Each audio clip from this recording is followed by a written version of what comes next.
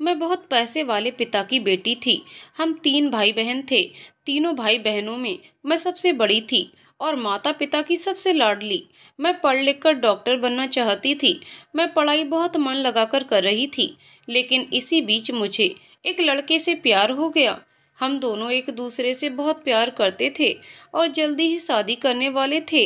एक दिन मैं उससे मिलने उसके पास गई तो मैंने वहां जो देखा, मेरे पैरों तले से जमीन खिसक गई। बेहद ही खुशनुमा खूबसूरत शाम का सुहावना मौसम था और सामने विशाल समुद्र था, जिसकी लहरें लहरा लहरा कर मानो दिल की धड़कनों को छू रही थीं। और लहलहाता हुआ खूबसूरत गार्डन, जिसमें लाल कलर की evening long frock type gown पहने एक लड़की बैठी थी। आसपास बैलन लिए हुए 4 वेटर थे जो एकदम धीमी आवाज में म्यूजिक बजा रहे थे। वो लड़की वहां कुर्सी पर बैठी थी, जिसके सामने एक खूबसूरत टेबल सजा हुआ था और उस पर अलग अलग तरह का खाना रखा हुआ था। पर फिर भी उस लड़की की नजरें बार बार बस इधर उधर ताक रही थी, जैसे कि वो किसी को ढूंढ रही हो, शायद किसी का इंतजार कर रही थी वो। तभी वहां एक लड़का आया जिसने ब्लू ब्लेजर पहन रखा था। देखने में एकदम चॉकलेटी हीरो जैसे दिख रहा था। उसे देखकर जैसे उस लड़की के चेहरे पर खुशियां तैर गईं। उसे देखते ही वो जाकर दौड़कर उस लड़के के गले लग गई। वो लड़का मुस्कुराया। उसने बड़े प्यार से उस लड़की के हाथों को अपने हाथों में लिया और किस करते हुए कहा चलें। पर दोनों साथ साथ एक दूसरे के हाथ में हाथ डाले चलने लगे। आगे समुद्र भी जैसे संगीत गाया जा रहा था, ऐसे खुश होकर लहरा रहा था। तभी उस लड़की ने कहा, मेरे पास तुम्हारे लिए एक तोहफा है राज। राज ने कहा, हाँ बोलो अंजलि। अंजलि ने तुरंत म्यूजिक सिस्टम की तरफ एक रिमोट दबाया और एक गाना बजा। जैसे जैसे ये गाना बज रहा था, वैसे वैसे राज और अंजलि एक साथ कदम से कदम मिलाकर डांस कर रहे थे। दोनों का कपल डांस चल रहा था कि अचानक अंजलि का पैर हल्का सा फिसला और वो गिरने जैसी हो गई। राज ने उसे संभाल तो लिया, पर फिर भी उसके पैर में मोच आ ही गई थी। उसके मुंह से आह निकल गई और वो रोने लगी। राज ने इधर उधर देखा तो सामने कुर्सी दिखी। राज ने झट से अंजलि को उठाया और उस कुर्सी पर बिठा दिया। पर अंजलि चिल्लाने लगी, मुझे दुख रहा है राज, मेरे पैर में मोच आ गई है, प्लीज कुछ करो, मुझे बहुत दर्द हो रहा है। अंजलि जोर जोर से रोने लगी। राज उसे चुप कराता रह गया, पर वो चुप नहीं हुई तो राज उसे वहीं छोड़कर चला गया। अंजलि चिल्लाने लगी, राज राज रुको। ऐसा चिल्लाते हुए वो वहीं कुर्सी से गिर गई। जैसे ही वो गिरी, आवाज आई धड़ाम।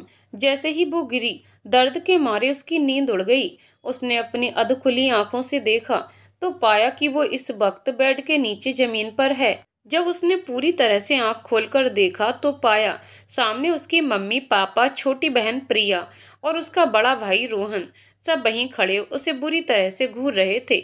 वो जल्दी से उठी और चुपचाप अपने बिस्तर पर बैठ गई। उसने आंखें मसलते हुए और उबासी लेते हुए कहा, ऐसे मत घूरो माम, नजर लग जाएगी मुझे। प्रिया ने तुरंत पूछा, ये राज कौन है?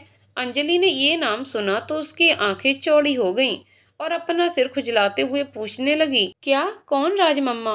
तभी उसकी मम्मी अनु जी ने कहा, वही राज जो तुम्हें दर्द दे रहा था और तुम्हें पैरों को चोट देकर भाग गया। अंजलि समझ गई कि कुछ तो गड़बड़ है। शायद उसके मुंह से सपने में राज का नाम बाहर आ गया था। उसने तुरंत बात संभाल ली और कहा, वो मेरा निकम्मा दोस्त है जिसने मुझे कुर्सी से गिराया और भाग गया। जब मैंने मदद मांगी तो उसने मेरी हेल्प नहीं की। अब वो भी कभी गिरेगा तो मैं उसकी हेल्प नहीं करूंगी और खूब कुटाई करूंगी मैं, देखना माँ। प्रिया ने कहा, नहीं मॉम, ये झूठ बोल रही है, जरूर कुछ गड़बड़ है। अंजलि ने कहा, ए 2 फुट, चुप रहे, ज्यादा मत बोल। तुझे क्या पता मेरे सपने में क्या था और मैं झूठ क्यों बोलूंगी? आप ही लोग बताओ। मैं सपने में दर्द से कराहते हुए ही चिल्ला रही थी ना, मुझे बचाओ मुझे बचाओ, कुछ इस तरह से। रोहन और उसके पापा ने कहा, हाँ बात तो सही है। तभी अनुजी ने कहा, देखिए जी, आप ही अपने सर पर चढ़ा रहे हो इस लड़की को, ठीक नहीं है ये। अंजलि ने गुस्से में अपनी मम्मी से कहा, प्लीज मम्मी, आप लोग अब जाइए, मुझे तैयार होना है। अंजलि की मम्मी नाराज होते हुए चली गई। प्रिया भी उसे घूरते हुए निकल गई। उसके पापा ने धीरे से पूछा, बेटा तुम्हें लगी तो नहीं? अंजलि ने कहा, नहीं पापा। उसके पापा ने उसके सर पर अपना हाथ फेरा और कहा, ध्यान रखना, कहते हुए वो भी बाहर चले गए। अंजलि ने सबको जाते देखा तो उसे सुकून मिला, क्योंकि वो इस वक्त राज के बारे में किसी को नहीं बताना चाहती थी। अंजलि बहुत ही रोमांटिक लड़की थी, इसलिए उसे हमेशा रोमांटिक सपने ही आते थे, और राज तो उसका प्यार था, इसलिए बहुत ही रोमांटिक अंदाज में वो राज को देखती थी, चाहे वो सपना है, चाहे वो रियल लाइफ ही क्यों ना हो। उसने जल्दी से राज को कॉल लगाया और कहा, हैप्पी बर्थडे मेरी जान। राज ने कहा, अभी टाइम मिला तुम्हें? अंजलि ने कहा, सॉरी बेबी, मुझे टाइम नहीं मिला क्योंकि मैं सो गई थी ना। ओके, चिल मारू, ये बताओ मिलना कहाँ है? राज ने कहा, फार्म हाउस आ जाओ, मेरे सारे दोस्त वहीं आ रहे हैं। अंजलि ने कहा, ओके। अंजलि जल्दी से फ्रेश होने चली गई। उसने बाल स्ट्रेट किए, हाफ शोल्डर पिंक टॉप पहना, उस पर डार्क ब्लू शॉर्ट जीन्स, बहुत ही प्यारी लग रही थी वो घर में सबको बाय बोलते हुए निकल गई। घर में उसे किसी भी बात की कोई रोक टोक नहीं थी, न टाइम की, न खाने पीने की, और न ही कपड़ों की। वो सबकी फेवरेट थी और अपने पापा की लाडली थी। अपनी मर्सिडीज लेकर वो कुछ ही देर में राज के फार्म हाउस पर पहुंच गई। अंजलि ने अंदर जाने से पहले खिड़की में से ही देखा। राज ब्लैक टी शर्ट में हमेशा की तरह हॉट लग रहा था। राज अंजलि का प्यार था। उन दोनों की जोड़ी कॉलेज की सबसे हिट और हॉट जोड़ी थी। राज पर तो सब कॉलेज की लड़कियां मरती थीं, पर राज ने अंजलि को प्रपोज किया। उन दोनों की नज़दीकियों की वजह उनकी स्मार्टनेस और उनका पैसा भी था। दोनों अपने आप को एक पैसेदार घर के समझते थे। वो हमेशा कैंटीन, पब और लेट नाइट पार्टी में भी एक साथ ही रहते थे। कॉलेज का कोई कोना नहीं होगा जो उनके रोमांस से ना भरा हो। दोनों की प्रेम लीला कहीं भी चालू हो जाती थी। दोनों ने एक दूसरे से शादी का वादा भी किया था। अंजलि ने डोरबेल बजाई। राज ने दरवाजा खोलते हुए नाराज होने का बहाना बनाया, तो अंजलि ने सॉरी कहा और अंदर आते हुए कहा, वाह, तुम्हारा फार्म हाउस तो बहुत सुंदर है। राज ने कहा, तुमसे सुंदर नहीं। अंजलि ये बात सुनकर उसके गले जाकर लग गई और उसने कहा, हैप्पी बर्थडे मेरी फ्यूचर बी हवी। कहते हुए उसने एक गोल्ड ब्रेसलेट निकाला और राज के हाथ में पहना दिया। राज ने कहा, वाह यार, कितना सुंदर है, पर आज सिर्फ इस गोल्ड से पेट नहीं भरेगा मेरा।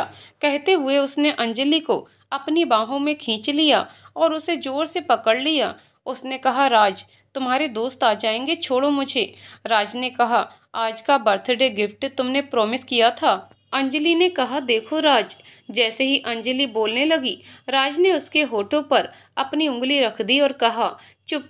राज ने साइलेंट साउंड प्ले कर दिया और अंजलि को लेकर रोमांटिक डांस करने लगा।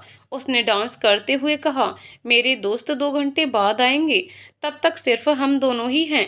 कहते हुए उसने अंजलि को अपने करीब लाकर लिप किस करना चालू कर दिया। किस तो वो लोग एक दूसरे को हर रोज करते थे, इसलिए अंजलि भी राज के करीब होते चली गई। वो भी जैसे राज की बाहों में समा जाना चाहती थी, इसलिए उसने खुद को नहीं रोका। राज ने अंजलि को अपने गोद में उठाया और अपने बेडरूम में लेकर चला गया। आज दोनों खुशी खुशी एक दूसरे में समा जाना चाहते थे। अंजलि ने भी खुद को नहीं रोका, क्योंकि उसे पता था उसकी और राज की शादी होने वाली है। कुछ घंटों तक दोनों यूं ही एक दूसरे में समाये रहे, फिर प्यार से एक दूसरे से बात करने लगे। अंजलि ने खुश होते हुए कहा, ये मेरे लिए सबसे यादगार पल होंगे राज। I love you. राज ने कहा, आई लव यू टू मेरी जान। तभी डोरबेल बजी। राज ने अंजलि को फ्रेश होने के लिए कहा और खुद दरवाजा खोलने चला गया। राज ने दरवाजा खोला तो पाया उसके 2-3 दोस्त आ गए थे। अंजलि फ्रेश होने के बाद सोचने लगी, इन लड़कों में मेरा क्या काम, मैं यहाँ से निकलती हूँ। राज ने सबको अंजलि से मिलवाया। अंजलि सबको हेलो करते हुए निकल गई। कुछ ही दूर जाने के बाद उसे याद आया कि उसका वॉलेट तो राज के घर ही रह गया। उसने वापस गाड़ी मुड़ाई और आ गई राज के फार्म हाउस पर। उसने हर बार की तरह दरवाजे पर जाने से पहले राज को खिड़की में से देखना चाहा। अंजलि ने जो देखा वो नजारा देख उसकी धड़कन मानो जैसे रुक सी गई हो। उसने देखा वहीं सोफे के पास खड़ा राज किसी और लड़की के साथ उसी पोजीशन में जिस पोजीशन में कुछ देर पहले वो थी। दोनों एक दूसरे को बेहताशा लिप किस किए जा रहे थे। धीरे धीरे वो लड़की राज के और करीब आ रही थी। राज ने उस लड़की को उठाया और उस लड़की को किस करते हुए ही अपने रूम में लेकर चला गया। अंजलि ने धीरे से बिना आवाज किए बरामदे में ही पीछे की तरफ कदम बढ़ाया, जहां रूम की खिड़की थी। रूम की खिड़की का पर्दा खुला ही था, जिसमें से साफ साफ दिख रहा था कि किस तरह राज और वो लड़की एक दूसरे में सिमटे हुए बेड पर थे। अंजलि ने वहां बेजान खड़े होकर उनकी पूरी प्रेम लीला देखी, जहां तक वो देख सकती थी। जब उसे बर्दाश्त नहीं हुआ तो उसने मुंह फेर लिया। वो खुद के होश संभालते हुए आगे की तरफ आई। वो जैसे ही आगे बढ़ी, उसके कानों में कुछ आवाज सुनाई दी, जो शायद राज के दोस्तों की थी। एक दोस्त ने कहा, यार, राज कमाल का बंदा है, अच्छी अच्छी लड़कियों की ही मार लेता है। अब उस अंजलि को ही देख, उसे अपने स्मार्टनेस पर बहुत घमंड था, इसलिए सिर्फ पैसे वाले लड़कों को ही पूछती थी। दो दो बार धोखा खा चुकी है, पहले निखिल से और अब राज से। दूसरे दोस्त ने कहा, हाँ, राज ने तो प्रॉमिस भी ले लिया था अंजलि से आज के दिन के लिए, वो भी इमोशनली ब्लैकमेल कर, बर्थडे का बहाना बनाकर।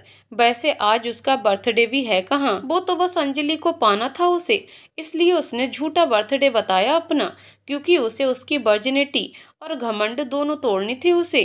कहते हुए वो लड़का जोर जोर से हंसने लगा। एक दोस्त ने पूछा, वैसे उसने ऐसा अंजलि के साथ ही क्यों किया? दूसरे दोस्त ने कहा, वो इसलिए क्योंकि राज निखिल का दोस्त था। निखिल की सच्चाई पता चलने पर अंजलि ने उसे खूब खरी खोटी सुनाई थी और उसकी बेइज्जती भी की सबके सामने, इसलिए उसने राज से उसके अपमान का बदला लेने को कहा और राज ने वैसा ही किया।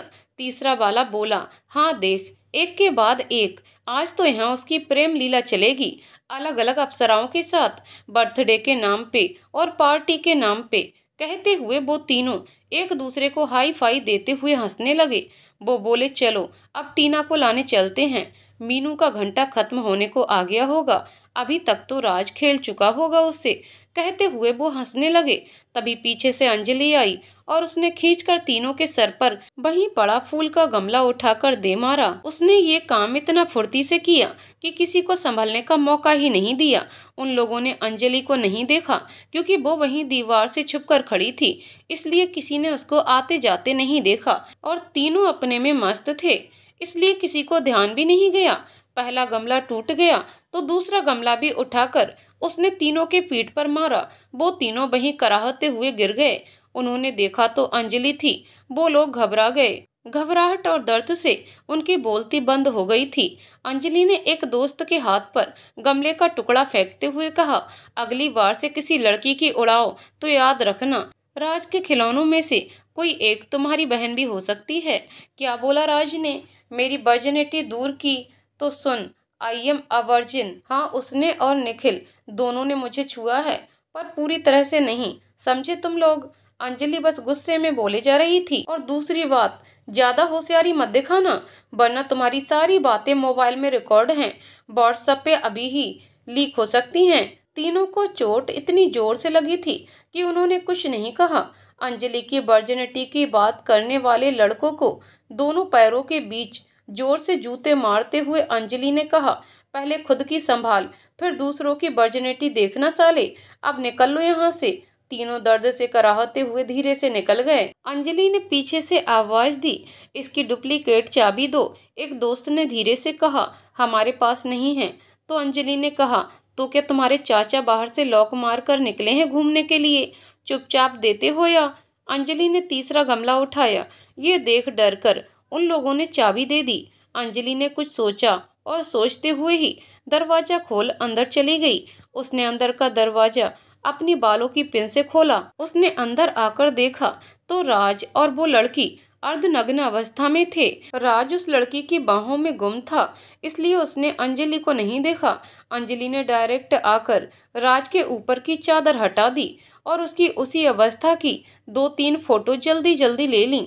राज ने अंजलि को देखा तो शौक ही हो गया और उस लड़की की बाहों से निकला और चादर लपेटते हुए खुद की टी शर्ट पहनने लगा। अंजलि ने उस लड़की से कहा, तुम जा सकती हो। वो लड़की चली गई। अंजलि ने राज से कहा, आज से हम दोनों के बीच का रिश्ता खत्म, हम दोनों के रास्ते अलग, और अगर तुमने कोई भी चालाकी दिखाई तो ये फोटोज लीक हो जाएंगे। कहते हुए उसने वहां से अपना वॉलेट उठाया और राज की तरफ एक नजर कर निकलने लगी। राज सब कुछ बस चुपचाप सुनता रहा। उसे अचानक क्या हुआ? वो वापस आई और राज के पास आते हुए बोली, तुम्हारी बहन नहीं है ना, इसलिए तुम्हें लड़की के दिल का दर्द पता नहीं, और यही वजह है तुमने सब लड़कियों को खिलौना समझकर यूज कर फेंक दिया। पर तुम्हारी बहन नहीं तो क्या हुआ, आगे जाकर अगर तुम्हारी बेटी हुई तो इन सब बातों में तुम्हारी बेटी तो फंस सकती है ना, इसलिए ये सब काम तुम जैसे लड़कों को शोभा नहीं देता। आज राज तुमने मेरे वजूद को तोड़ दिया। कहते हुए उसने राज को खींचकर एक थप्पड़ मार दिया और रोते हुए वहां से चली गई। राज को अंजलि के थप्पड़ से बहुत गुस्सा आया, पर उसने कुछ नहीं कहा, क्योंकि इस वक्त अंजलि के मोबाइल में उसकी तस्वीर थी। उसने तुरंत बियर उठाई और बियर पीते हुए टीना को फोन किया और कहा, डार्लिंग आज की पार्टी करते हैं, आ जाओ मेरे फार्म हाउस पर। अंजलि बाहर निकल गई, पर उसकी आंखों में पश्चाताप के आंसू थे। उसने गाड़ी घुमाई और निकल पड़ी कहीं दूर। जयपुर की रहने वाली अंजलि मेहरा आज बुरी तरह टूट गई थी। उसे कुछ नहीं सूझ रहा था कि वो इस वक्त क्या करे। उसने एक सुनसान जगह पर गाड़ी खड़ी की और जोर जोर से रोने लगी। रोते रोते उसे सब ध्यान आ रहा था कि किस तरह वो एक एक के प्रेम में फंसती जाती थी और सबका प्यार सच्चा ही लगता था। उसे सब कुछ एक एक करके याद आ रहा था, अपनी पिछली बातें। अंजलि को याद आने लगा था सब कुछ, कैसे उसे पहली बार निखिल मिला था जिसने अंजलि को प्यार का एहसास दिलाया। बाद में एक दिन उसे धोखा मिला, निखिल किसी और की बाहों में चूर था, तभी अंजलि ने देख लिया था। फिर अंजलि ने उसकी बाट लगा दी थी, इसलिए उसने अपने जैसा ही दरिंदा राज भेजा। वो सारे मंजर याद करके खूब रोई। जब उसे थोड़ा अच्छा लगा तब उसने गाड़ी चालू की और घर चली आई। उसने सबको हेलो किया और सीधे अपने रूम में चली आई। उसने खाने के लिए भी ना कह दिया। फिर वो सो गई। सुबह जब उठी तो पाया उसका चेहरा रोने की वजह से काफी सूज गया था। उसने क्रीम लगा ली और वापस आराम करने लगी। उसने सोच लिया कि अब कभी उस कॉलेज में नहीं जाऊंगी जहाँ से राज और निखिल जैसे दोस्त मिले थे। उसे वो एक एक पल, एक एक दिन याद आ रहा था। जब जब वो उन लोगों से मिली थी उसे खुद से नफरत सी होने लगी। वो पल पल पश्चाताप की आग में झुलसने लगी। वो क्या करे, उसे खुद कुछ भी पता नहीं चल रहा था। वो वहीं दीवार के सहारे नीचे बैठ गई। अंजलि कुछ देर यूं ही रोती रही और फिर सो गई। दोपहर को उसकी मम्मी कमरे में आई तो उसे सोता देख वापस चली गईं। शाम को अंजलि उठी, उसने मुंह धोया, फिर मूवी लगाकर बैठ गई। उसने इंस्पिरेंस वाली मूवी देखी, ऑल इज वेल।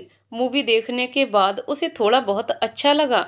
उसने अपना मुंह सही किया और बाहर आई। उसे देख सबने उससे पूछा, क्या हुआ अंजलि? उसके पापा तो फिक्र करते हुए उसके पास आकर खड़े हो गए। अंजलि ने कुछ सोचते हुए कहा, वो मेरे मार्क्स कम आए हैं तो सब मेरी हंसी उड़ा रहे हैं कॉलेज में, इसलिए मुझे रोना आ गया। अब मुझे कॉलेज में हरगिज नहीं जाना। मैं अपना ट्रांसफ़र दिल्ली करवाना चाहती हूँ। मैं अपनी मेडिकल की इंटर्नशिप वहीं से कर लूँगी। प्लीज़ पापा। उसके पापा ने कहा, जैसी थारी मर्जी मेरी लाडो, बस रोना नहीं, हमेशा हंसते रहो। कहते हुए उन्होंने अपनी अंजलि को गले से लगा लिया। गले से लगी अंजलि को अपने पापा की बाहों में एक सुकून सा मिला। दूसरे दिन रोहन, अंजलि का भाई, उसे एयरपोर्ट छोड़ने आया। बाय करने के बाद अंजलि वहां से निकल गई दिल्ली के लिए एक अनोखे सफर में। दिल्ली पहुंचकर उसने अपने पापा को फोन कर दिया कि वो पहुंच गई है। उसने वहां से कैब बुक की और अपने दिल्ली के गेस्ट हाउस में रुक गई। ये गेस्ट हाउस उसके पापा की थी।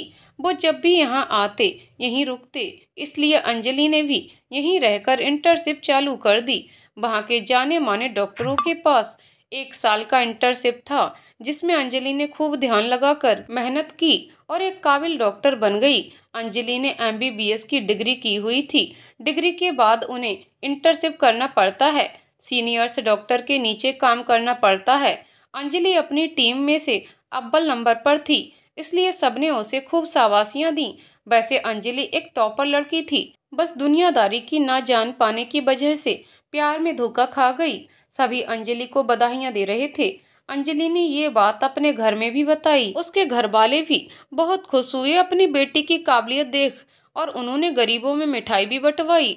दूसरे ही दिन हॉस्पिटल में तत्काल मीटिंग बुलाई गई, जिसमें अंजलि को भी बुलाया गया था। डॉक्टर्स ने बताया, इस वक्त जम्मू कश्मीर में लड़ाइयाँ कुछ ज्यादा ही हो रही हैं, तो हमें एक डॉक्टरों की एक काबिल टुकड़ी वहां भेजनी है, जिससे हम फौजी भाइयों और आसपास के लोगों की हम सेवा कर सकें, क्योंकि एक नामी ग्रामी हॉस्पिटल है और हमारी सेना में भी काफ़ी पहचान है और कश्मीर के बॉर्डर पर करीबी मित्रगण भी हैं, तो उन्होंने हमसे मदद मांगी है। हमने हाँ कह दिया है। सब सीनियर टीम का चयन हो चुका है, पर जूनियर डॉक्टर्स में से जो जाना चाहेंगे वो हमें बता सकते हैं। हमें वहाँ बाहर एक कैंप दिया जाएगा और हर तरह की सुविधा दी जाएगी। ये कॉन्ट्रैक्ट सिर्फ एक छोटा सा प्रोजेक्ट है, शॉर्ट टर्म के लिए, जिसमें अगर बाहर रह रहे गांव वालों को भी कोई तकलीफ हुई तो हमें वहाँ भी उनकी मदद करनी होगी। अगर आप लोग ना चाहें तो भी कोई बात नहीं। अंजलि तो ये बात सुन बहुत खुश हुई। उसने सोचा चलो इस बहाने कम से कम देश की सेवा करने का तो मौका मिलेगा। उसने तुरंत हाँ कह दिया और उसने अपने सीनियर से कहा, सर वजह चाहे कुछ भी हो, पर इस बहाने हमें अपने देश की सेवा करने और हमारे जाबाज सिपाहियों की मदद करने का मौका तो मिलेगा। मैं तैयार हूँ। अंजलि की बात सुन सबने तालियां बजाईं और उसे देख लोगों ने भी हिम्मत बताई।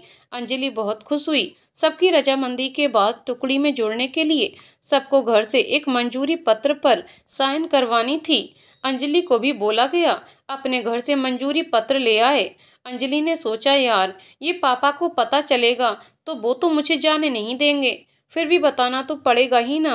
वो जयपुर के लिए उसी शाम निकल गई। सुबह वो जब घर के दरवाजे पर खड़ी थी तो सब उसे यूं अचानक देख बहुत खुश हुए। सबने आकर उसे गले से लगा लिया। अंजलि की मम्मी नाश्ता बनाकर ले आई। तब तक वो फ्रेश होने चली गई। फ्रेश होकर आने के बाद नाश्ते के टेबल पर ही अंजलि ने हिम्मत कर एक ही सांस में सारी बात सबको बता दी। सबके हाथ खाते खाते रुक गए। अंजलि के पापा अनुपम जी ने कहा, ये क्या है बेटा, आपको किस बात की कमी है जो आपको फौज पर जाना है? आप खुद का क्लिनिक या फिर हॉस्पिटल कुछ भी खोल सकती हैं, भले ही 1 महीना ही क्यों नहीं। हम अपनी लाडली बेटी को वहाँ नहीं जाने देंगे बस। अंजलि अपने पापा के पास आई और प्यार से अपने पापा के कंधे पर सिर रखकर बोली, पापा हमें कौन सा वहाँ जंग लड़ने जाना है, बस एक आस थी मेरी। हम लोग बचपन से सीखते आ रहे हैं, देश की सेवा करो और उन जाबाज जवानों की वीर गाथाओं के बारे में भी सुनते आए हैं। और जब देश मुझसे सिर्फ मेरा 1-2 महीने मांग रहा है तो मैं क्यों नहीं जा सकती, बताइए। और मैं इतनी कमजोर नहीं हूँ जितनी दिखती हूँ। अगर आप मुझे नहीं जाने देंगे तो मैं समझूंगी आप मुझे कमजोर समझते हैं। अनुपम जी ने कहा, लेकिन बेटा तुम्हें कुछ। अंजलि ने बात काटते हुए कहा, देखिए पापा, मुझे कुछ नहीं होगा, उल्टा आपको गर्व होगा कि मेरी बेटी सिपाहियों को ठीक करके आई है।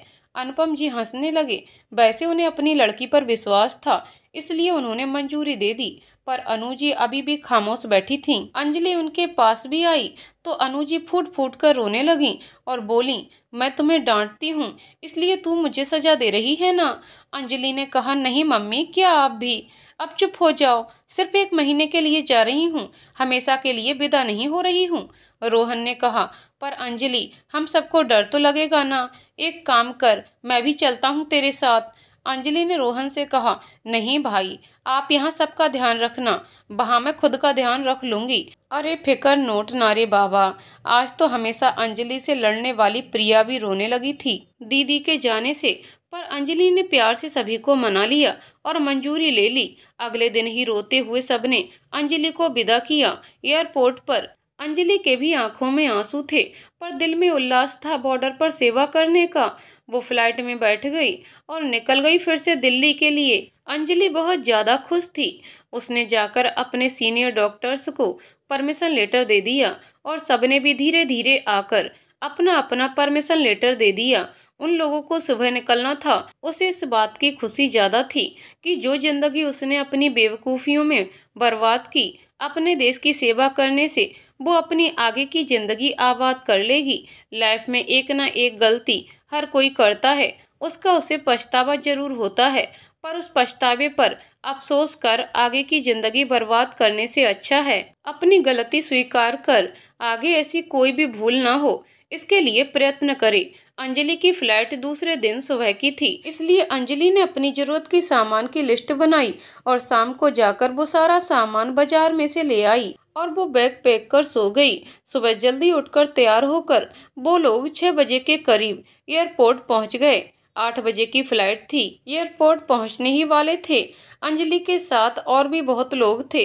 अंजलि सबके साथ बात करते हुए फ्लाइट में बैठ गई। फिर कुछ ही देर में फ्लाइट ने अपनी उड़ान भरी। वो लोग 2 घंटे में श्रीनगर पहुंच गए। श्रीनगर आते ही अंजलि को वहां का वातावरण देख बहुत खुशी हुई। वो तो एकदम खुशी से नाचने लगी। उसे इस तरह पागलों की तरह नाचते हुए देख उसकी दोस्त रिंकू ने उसे रोका और कहा, सब क्या कहेंगे।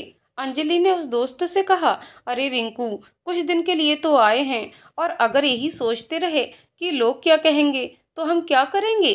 अरे कुछ तो लोग कहेंगे, लोगों का काम है कहना baby. Chill babe, enjoy the moment. जब अंजलि ने देखा उसके सीनियर्स आ रहे हैं तो अंजलि चुपचाप अच्छे से बैठ गई।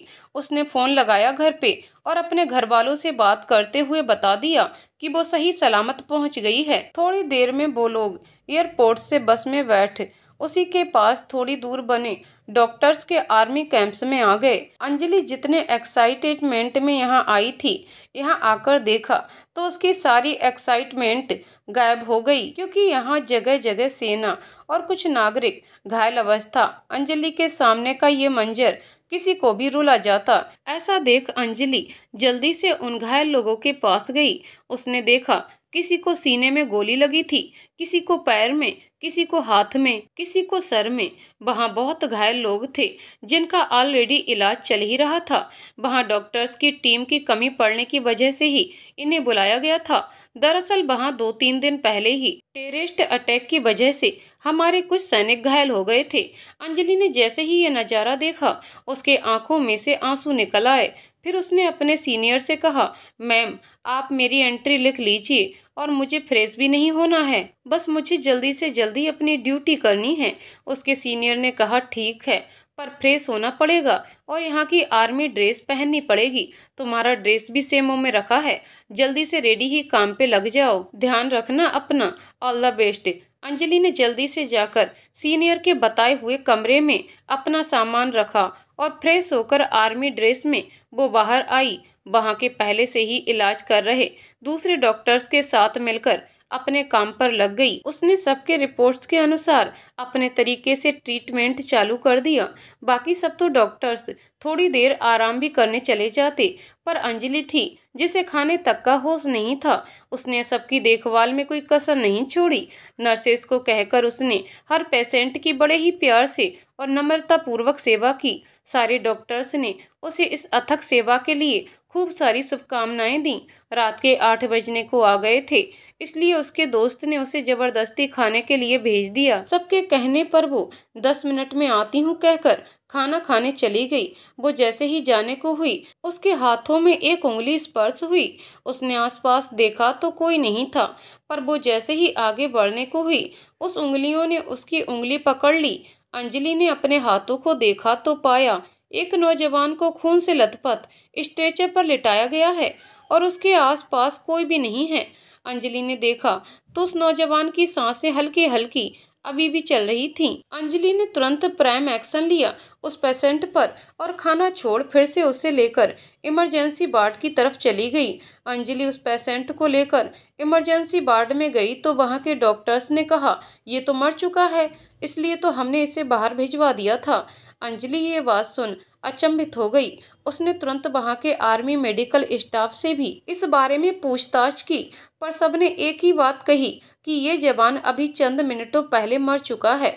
तो अंजलि ने एक नज़र उस जवान पर डाली। फिर अंजलि को याद आया कि इसने खुद मेरी उंगलियों को पकड़ा था, ये मर नहीं सकता। सीनियर डॉक्टर्स और अंजलि में उसको लेकर काफी बहस हुई, पर अंजलि ने किसी की बात नहीं सुनी। उसने डॉक्टर्स से फिर कुछ कहा नहीं और ये भी कि उस जवान ने खुद उसकी उंगलियां पकड़ी थीं, पर वो बेचैन हो उठी क्योंकि उसे पता चल चुका था कि वो जिंदा है। उसने अपने सीनियर से कहा, नहीं मैम, ये जिंदा है। और इससे पहले कोई उसे कुछ और पूछे वो सीधा उस जवान को लेकर दूसरे ओटी में चली गई। कुछ लोग उसे रोकने आए, पर वहां खड़े आर्मी ऑफिसर के सीनियर ने सबको रोक दिया क्योंकि वो कब से इस बहस को देख रहे थे। करीब 8 घंटे के ऑपरेशन के बाद अंजलि बाहर आई। उसने सबसे कहा, वो जवान, वो कुछ आगे बोले इससे पहले ही सीनियर ने कहा, देखा वो जवान मर चुका था, मैंने कहा था ना। अंजलि ने मुस्कुराते हुए कहा, वो जिंदा है सर, तो सब शौक होकर पूछने लगे, क्या? सबने पूछा, पर कैसे? वो तो मर चुका था। अंजलि ने कहा, आप लोग जैसे ही बाहर निकले थे, किसी ने उसका मास्क निकाला था, जिस वजह से उन्हें कुछ देर सांस लेने में प्रॉब्लम हो रही थी। फिर आप लोग जैसे ही आए, आप लोगों ने देखा उनकी सांसें रुक चुकी हैं और आपने जल्दी में दूसरे पेशेंट के चक्कर में इन्हें मृत घोषित कर दिया। आप में से इन्होंने डॉक्टर प्रीति ने इस उम्मीद में कि शायद मास्क निकालने से इन्हें सांस नहीं लिया जा रहा होगा, मास्क वापस लगा दिया। पर वो जूनियर हैं, वो सीनियर की बात काट नहीं सकती थी, इसलिए वो आपके कहने में दूसरे पेशेंट को देखने चली गईं। इस पर कार्तिक को वापस ऑक्सीजन मिलने से उसका काम बन गया। वो सांस तो लेने लगा, पर एक बार ऑर्डर मिलने पर उन्हें तुरंत डेड हाउस ले जाने के लिए तैयार कर दिया गया और जो व्यक्ति उन्हें ले जा रहा था, उसे लेते जाते वक्त कोई और काम पड़ा तो वो बाहर चला गया। कार्तिक सर को वहीं छोड़कर एक डॉक्टर और नर्स की जल्दबाजी किसी की जान तक ले सकती है। शायद आप लोग समझ जाएं, जो कार्तिक का ऑपरेशन कर रहा था, उस सीनियर डॉक्टर की शर्म के मारे नजरें झुक गईं। उसने सबसे माफी भी मांगी, पर अंजलि ने उसकी तरफ ध्यान नहीं दिया और कहा, आइंदा इस तरह की हरकत नहीं होनी चाहिए, किसी से भी, चाहे वो डॉक्टर सीनियर हो या जूनियर। हमारे लिए मरीज हमारे बच्चे हैं, जो हमें भगवान मानते हैं, उन्हें बचाना हमारी जवाबदारी है। सामने खड़े कर्नल साहब ने अंजलि के लिए ताली बजाई। बाकी सब सीनियर्स ने शर्म से अपनी आंखें झुका लीं, क्योंकि ये वही लोग थे जिन्होंने अंजलि को बहुत खरी खोटी सुनाई थी और ये भी कहा था कि ये पेशेंट मर चुका था। कर्नल साहब अंजलि के पास आए और उसके कंधों पर हाथ रखते हुए कहा, जुग जुग जियो मेरी बच्ची, तुमने मेरे बेटे कार्तिक की जान बचा ली। तुम डॉक्टर नहीं, मेरे लिए भगवान हो। अंजलि ने कहा, नहीं सर, ऐसी कोई बात नहीं है, आप ऐसा मत बोलिए। कर्नल सर की आंखों में आंसू आ गए। अंजलि ने कहा, सर आप अपने आप को संभालिए। नहीं बेटी, मेरा सिर्फ एक ही बेटा है कार्तिक, और उसे ये हालत में देखकर मुझ पर क्या गुजरी होगी ये मैं ही जान सकता हूँ। अंजलि ने कर्नल साहब को संभाला तो कर्नल साहब ने पूछा, क्या मैं अपने बेटे से एक बार मिल सकता हूँ? अंजलि ने कहा, अभी तो नहीं, क्योंकि वो बेहोशी की वजह से आराम कर रहे हैं, इसलिए 1 घंटे बाद मैं खुद आपको बुलाने आऊंगी। ठीक है सर। कर्नल साहब ने कुछ नहीं कहा और वहीं बैठ गए। अंजलि भी उन्हें वहीं छोड़कर वापस ओटी में चली आई। वहां जाकर देखा तो पाया कार्तिक अभी भी बेहोश लेटा हुआ था। अंजलि को देख नर्स ने कहा, मैडम मेरे खाने का समय हो गया है, तो मैं जाऊं? अंजलि ने कहा, आप जाओ, खाकर आओ, तब तक मैं यहीं हूँ। नर्स चली गई। अंजलि को न जाने कार्तिक को ठीक करने का क्या जुनून सवार हो गया था। उसने आज उसकी जान बचाने के लिए खुद की जान भी जोखिम में डाला था। इतने सारे तरीके आजमाए गए, इसलिए तो कार्तिक बच गया, और कार्तिक के बचने से अंजलि बहुत खुश थी। उसने सोच लिया कि चलो, इस बहाने से मेरा पश्चाताप शायद थोड़ा कम हुआ होगा। अंजलि साथ साथ में कार्तिक के पट्टियों को भी खोल रही थी। कार्तिक के बॉडी में कोई मूवमेंट ना देखकर अंजलि भी थोड़ा डर गई और वो तुरंत अपने सीनियर को बुलाने का सोचने लगी। वो जैसे ही बुलाने जाने के लिए उठी, कार्तिक ने हौले से वापस अपनी उंगलियों से अंजलि का हाथ सिर्फ छू लिया। अंजलि ने जब ये देखा तो वो तुरंत कार्तिक की तरफ बढ़ी। खुशी से उसने कार्तिक का हाथ पकड़ लिया। कार्तिक अभी भी बेहोश पड़ा था, पर कार्तिक की बॉडी पार्ट रिस्पॉन्स कर रहा था। अंजलि आज बहुत खुश हुई, क्योंकि उसने आज किसी को मौत के मुंह से जो बाहर निकाला था। उसने जाकर कर्नल साहब को ये खुशखबरी दी और ये भी कहा, आप अब उनसे अंदर जाकर मिल सकते हो। कर्नल साहब जल्दी से अंदर गए और अपने बेटे के सीने से लग गए और चलती धड़कन सुन बहुत खुश हुए। उन्होंने कार्तिक के सर को अपने हाथों में पकड़ा और उसे चूमते हुए रोने लगे। तभी अंजलि पीछे से आई और बोली, अंकल आपका बेटा ना ससुराल नहीं जा रहा, और जो भी प्रॉब्लम हुआ था वो अब सॉल्व हो चुका है। तो अब जब कार्तिक सर होश में आए तो आप उनका स्वागत हंसते हुए कीजिएगा, ना कि रोते हुए, समझे मेरे बुद्धू अंकल जी। कहते हुए उसने कर्नल साहब के गाल खींच लिए। पता नहीं उसे कौन सी मस्ती सूझी थी, उसने गाल तो खींच लिए, पर फिर बाद में उसे ध्यान आया, अरे ये तो कर्नल साहब हैं। ये बात ध्यान में आने पे वो तुरंत पीछे हटी और बोली, सॉरी सॉरी, वो मुझे पापा के गाल खींचने की आदत है ना। तो वो अपने हाथ बांध और सिर नीचे कर पीछे हट गई और वहां खड़े सभी लोग ये सीन देखकर हंसने लगे। कर्नल साहब भी हंसने लगे और बोले, तुम भी मेरी बेटी ही हो और दोस्त भी, तो ये सब तो चलता है दोस्तों में। कहते हुए उन्होंने अंजलि को हाई फाई दिया तो अंजलि भी खुश हो गई और आकर उनके गले लग गई। उसे आज एक सुकून मिल रहा था, क्योंकि उसे लग रहा था कि आज उसके सिर से बहुत भारी बोझ उतर गया। बाकी सब डॉक्टर्स भी खुशियां मनाने लगे, क्योंकि धनराज मल्होत्रा जो कि कर्नल थे, कार्तिक उनका इकलौता बेटा था, वो अपनी काबिलियत से एक बहुत बड़ी पोस्ट पर पहुंच गया था। सबने खुशियां मनाई और फिर सोने चले गए, क्योंकि रात के 12 बज गए थे। अंजलि ने भी सभी को रवाना किया। फिर एक झलक पलटकर कार्तिक को देखा। कार्तिक को देखकर उसे जाने का मन नहीं हुआ। बाकी सब नर्स भी अब अपने अपने घर चली गई थी और अंजलि का कैंप तो साइड वाला ही था, इसलिए वो जल्दी से अपने कैंप में गई और फ्रेश होकर कार्तिक के पास वापस आ गई, क्योंकि उसे पता था कि कार्तिक को कभी भी होश आ सकता था। इसलिए वो उसके पास ही सोफे पर बैठ गई। सोफे पर बैठे बैठे वो कार्तिक की फाइल पढ़ रही थी। तभी उसे ग्लास टकराने की आवाज आई। उसने देखा तो कार्तिक होश में आ चुका था और उसे पानी चाहिए था। अंजलि जल्दी से उठकर गई और कार्तिक को कहा, आप आराम कीजिए, मैं आपके लिए पानी लाती हूँ। कार्तिक को हल्का सा होश आया था, क्योंकि उसकी आंखें अभी भी आधी खुली थीं। अंजलि जल्दी से पानी लेकर आई। उसने कार्तिक के सर को अपने हाथों से उठाया और उसे पानी दिया। कार्तिक को बस पानी पीना था, तो वो तुरंत पानी पकड़ने का गिलास अंजलि के हाथों से लेने लगा, पर उससे गिलास नहीं पकड़ा जा रहा था। तो अंजलि ने कहा, रुको। उसने गिलास अपने हाथों में लिया और उसे पानी पिलाने लगी। कार्तिक पहले तो कतरा रहा था, फिर उसे प्यास लगी तो उसने मना नहीं किया। अंजलि ने कार्तिक को फिर से सुला दिया। कार्तिक सो गया। अंजलि भी वहीं सो गई। सुबह जब उठी तो वो सामने देख चौंक गई, क्योंकि कार्तिक वहां नहीं था। अंजलि चौंक गई और उठकर भागी। कर्नल साहब के यहाँ पर उनका भी कमरा खाली था और कर्नल साहब तो बाहर परेड करवा रहे थे। अंजलि वापस चली आई।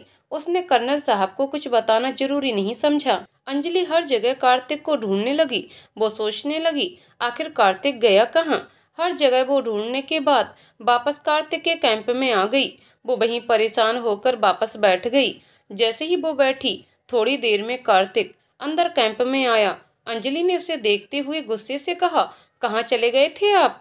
आपको पता नहीं चलता कि आप बीमार हो और मैं आपकी डॉक्टर हूँ। आपको मुझे तो बताना चाहिए था ना कम से कम। कार्तिक ने अंजलि का गुस्सा देखते हुए उसे सॉरी कहा। अंजलि ने कहा, अपना सॉरी आप अपने पास रखो। उसने कार्तिक को पकड़ते हुए बेड पर बैठाया और सारे ग्लूकोज बॉटल्स वापस उसके हाथों में लगाया और कहा, मुझसे बिना पूछे कहीं नहीं जाना है।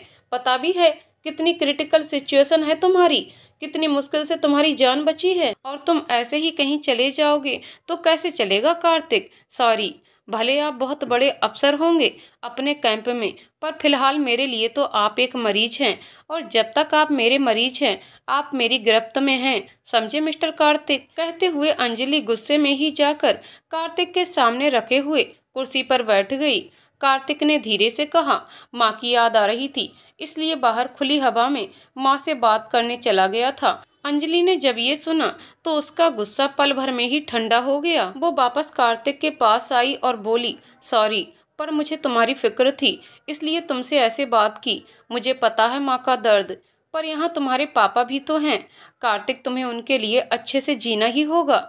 पता है वो कितना टूट गए थे तुम्हारी ये हालत देखकर, और मैंने जो कुछ भी गुस्से में बोला उसके लिए सॉरी। कहते हुए अंजलि कार्तिक के लिए पानी ले आई और अपने हाथों से उसे पिलाया। कार्तिक मुस्कुरा उठा और बोला, तुम डॉक्टर हो या पुलिस, कितना डांटती हो। अंजलि ने कार्तिक का हाथ अपने हाथ में ले लिया और कहा, सॉरी, पर इस वक्त तुम्हें डांटना जरूरी था, क्योंकि मैंने बहुत मेहनत की थी तुम पर। तुम्हारी जान खतरे में थी और तुम्हारा ठीक होना बेहद जरूरी था। अब जब तुम ठीक हो गए तो एक छोटी सी नादानी तुम्हारी जान की दुश्मन बन सकती है, इसलिए आराम करो। कार्तिक अंजलि को देखता ही रह गया। पहली बार उसके मम्मी पापा के बाद किसी ने उसकी इतनी फिक्र की थी, पर उसने कुछ सोचते हुए अपनी नजरें अंजलि पर से फेर लीं। अंजलि ने कार्तिक को आराम करने को कहा और वो खुद अपने काम में लग गई। थोड़ी देर में नर्स आई तो अंजलि ने कार्तिक को बाय कहा और निकलने लगी। फिर अचानक वो कुछ सोचते हुए मुड़कर वापस आई और अपने बैग में से कार्तिक का फोन निकालकर उसे देते हुए बोली, तुम्हारे पापा ने दिया था, कहा था कार्तिक जब जागे तब उसे दे देना, ये लो। कार्तिक ने जैसे ही लेना चाहा तो अंजलि ने कहा, एक मिनट। फिर उसने अपना नंबर कार्तिक के मोबाइल में डायल किया और उसे पकड़ाते हुए कहा, कुछ भी काम हो बुला लेना मुझे, प्लीज सेव। कहते हुए अंजलि अपनी फाइल लेकर वहां से चली गई। कार्तिक ने अपने मोबाइल का स्क्रीन देखा तो पाया अंजलि अपना नंबर देकर गई है। कार्तिक ने मुस्कुराते हुए उसका नंबर सेव किया और व्हाट्सएप पर हाय लिखकर भेजा। अंजलि का तुरंत रिप्लाई आया, हाय, अब सो जाओ। वैसे मैंने नंबर तुमसे गप्पे मारने के लिए नहीं दिया है, तुम कितने घंटे ऑनलाइन होते हो ये चेक करने के लिए दिया है। चलो अब सो जाओ। कार्तिक अंजलि का मैसेज देखकर मुस्कुराने लगा और सो गया। अंजलि कर्नल साहब के कमरे में आई और उनसे कुछ जरूरी फॉर्मेलिटी पूरी कर वो आगे बढ़ गई।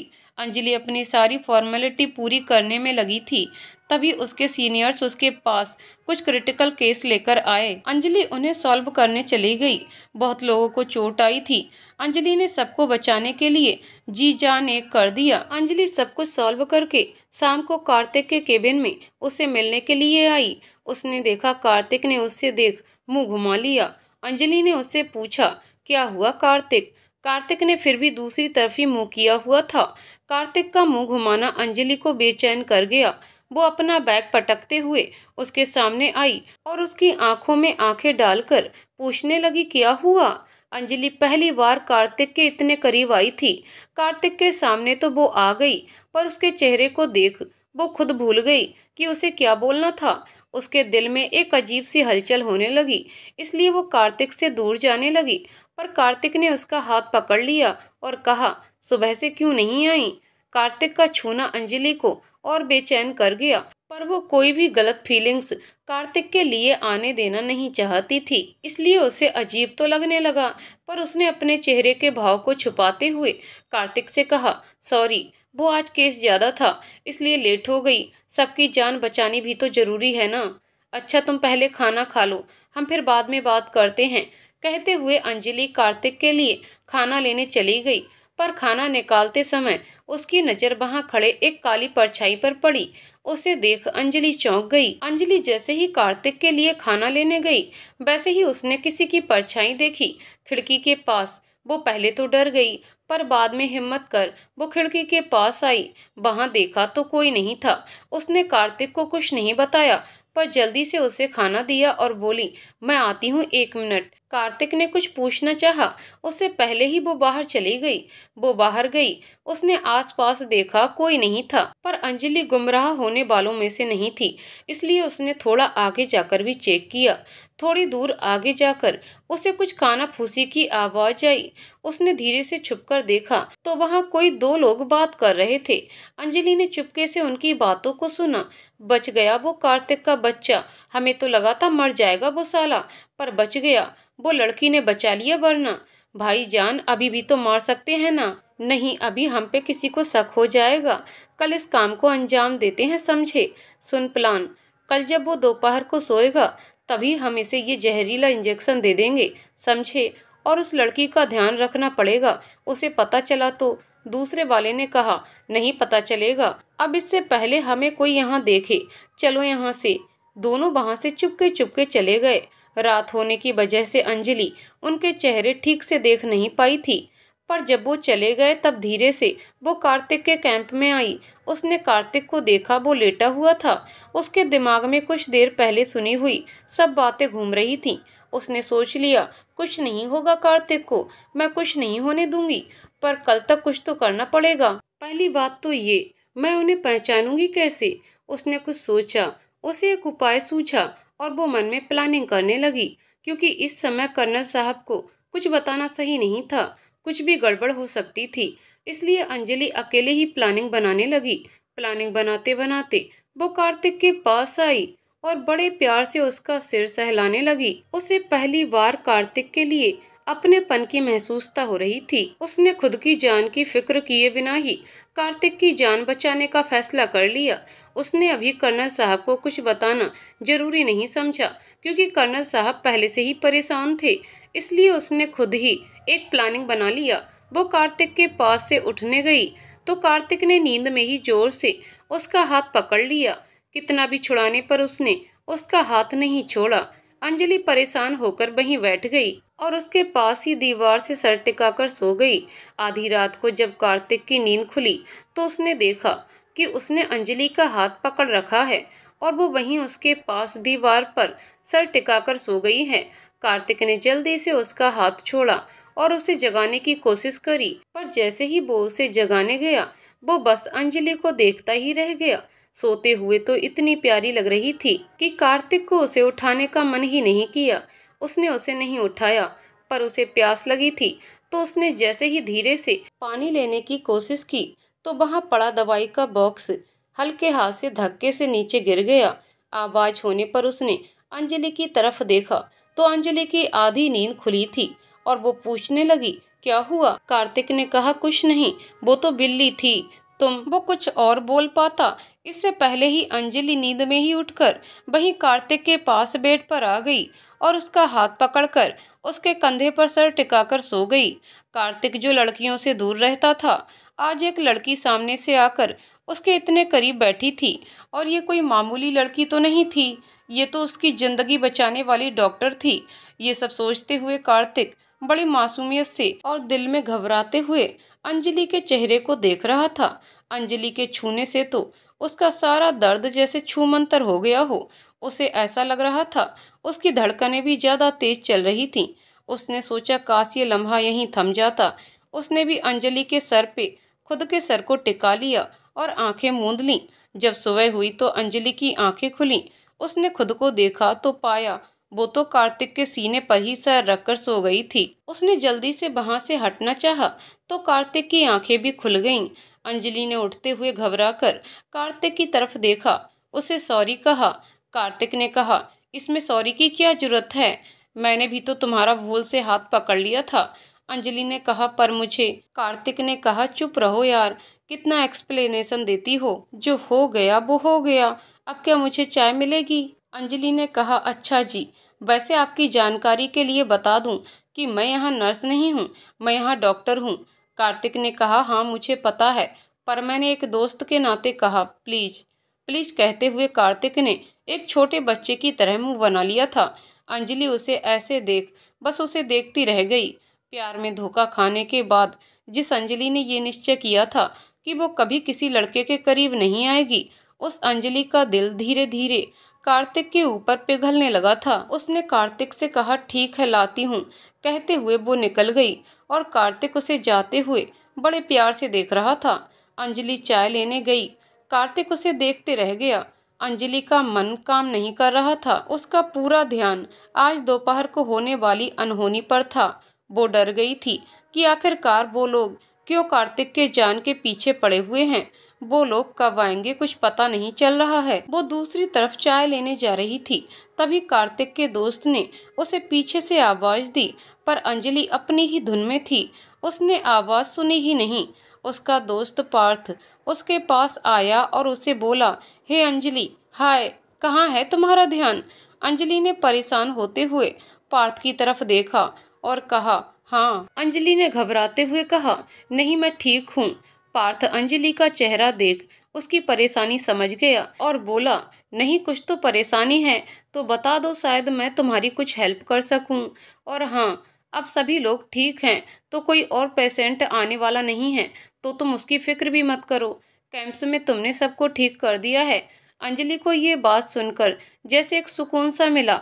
उसने कहा, अगर मैं आपको कुछ बताऊं तो आप किसी को बताओगे तो नहीं? पार्थ ने अंजलि के हाथों को अपने हाथों में लिया और कहा, आई प्रॉमिस डियर, मैं किसी को कुछ नहीं बताऊंगा। तुम बताओ तो।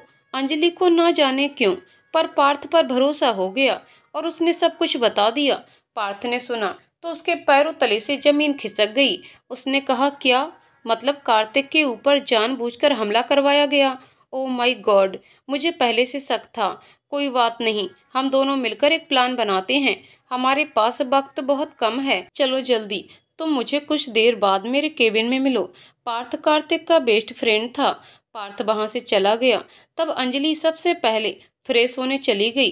वो जल्दी से फ्रेश होकर आई और तैयार होकर कार्तिक के लिए चाय लेकर उसके केबिन में गई। वहां जाकर उसने देखा कार्तिक खिड़की की तरफ मुंह करके अपनी डायरी में कुछ लिख रहा था।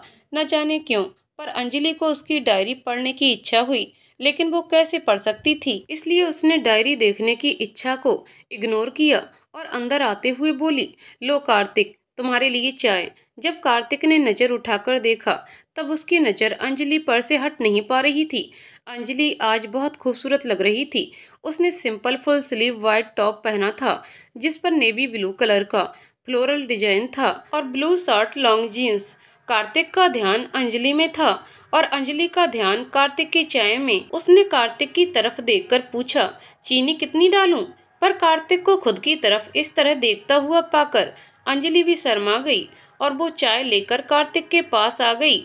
उसने उसके सामने आकर थोड़ा तेज आवाज में पूछा, चीनी? कार्तिक की तंद्रा टूटी। उसने कहा, थोड़ी सी। फिर मन में सोचा, तुम्हारे छूने से ही ये इतनी मीठी हो गई है, चीनी डालने की क्या जरूरत है? अंजलि ने चाय दिया और कहा, तुम चाय पीकर फ्रेश हो जाओ, मैं कर्नल सर को बोलती हूँ, वो तुम्हारे लिए कुछ कपड़े ले आएंगे। कार्तिक ने कहा, पापा मुझसे मिलकर जा चुके हैं और उन्होंने कपड़े भी दे दिए हैं। तब अंजलि ने कहा, ठीक है, फिर तुम चाय पी लो, फिर मैं तुम्हें वॉशरूम तक जाने में हेल्प करती हूँ। कार्तिक ने अंजलि को देखते हुए चाय पी ली। अंजलि ने जल्दी से कार्तिक की आज की दवाइयाँ उसके टेबल पर रख दी, फिर कार्तिक को वॉशरूम तक ले जाने में उसकी हेल्प की। वैसे तो कार्तिक खुद से चल पा रहा था, पर उसका ध्यान रखना जरूरी था क्योंकि बॉडी वीकनेस अभी भी उसमें थी। कार्तिक जब अंदर गया तब न जाने क्यों अंजलि को उसकी डायरी पढ़ने की इच्छा हुई। वो न चाहते हुए भी डायरी के पास पहुंची और उसने डायरी उठा लिया। जैसे ही उसने डायरी खोला उसने पढ़ा, सुबह की रोशनी में न जाने कहां से मुझे एक चमकता सा कोहिनूर दिख गया है। देखते ही उसे प्यार हो गया और दिल के गीतों का वो मीठा सा सूर बन गया। जिंदगी में आई वो इस तरह की जिंदगी, हंसी बन गई हमारी। जिंदगी तो बचाई पर फिर अपने कातिलाना अदाओं से जान ले ली हमारी। क्या करें इस कमबख्त दिल पे किसका जोर होता है। न जाने कैसा ये एहसास है और कैसी ये खुमारी। गलती से ही सही, पर प्यार हो गया उससे। बस तमन्ना यही है कि बन जाए अब वो किस्मत हमारी। तू पहला पहला प्यार है मेरा, मेरे दिल की गली आ जाओ मेरी अंजलि। अंजलि ने जब ये पढ़ा तब उसने झट से डायरी बंद कर दी और चुपचाप बैठ गई। अंजलि ने जैसे ही पढ़ा उसकी धड़कनें तेज हो गईं। तभी उसे कार्तिक के आने की आवाज़ सुनाई दी तो अंजलि उठ खड़ी हुई। कार्तिक अंदर से आया। वो नहा कर आया था, इसलिए उसके बाल गीले थे और वो सिर्फ तौलिए में था क्योंकि उसके कपड़े तो बाहर ही थे। कार्तिक बाथरूम से निकलने के पहले जल्दी जल्दी में ये भूल ही गया कि अंजलि भी बाहर खड़ी है और वो दूसरी तौलिए से बाल पोंछते हुए धीरे से बाहर निकला। अंजलि साइड में खड़ी थी। अंजलि ने कार्तिक को देखा पर कार्तिक अंजलि को नहीं देख पाया। वो धीरे से अपने कदम आगे बढ़ाने की कोशिश करने लगा।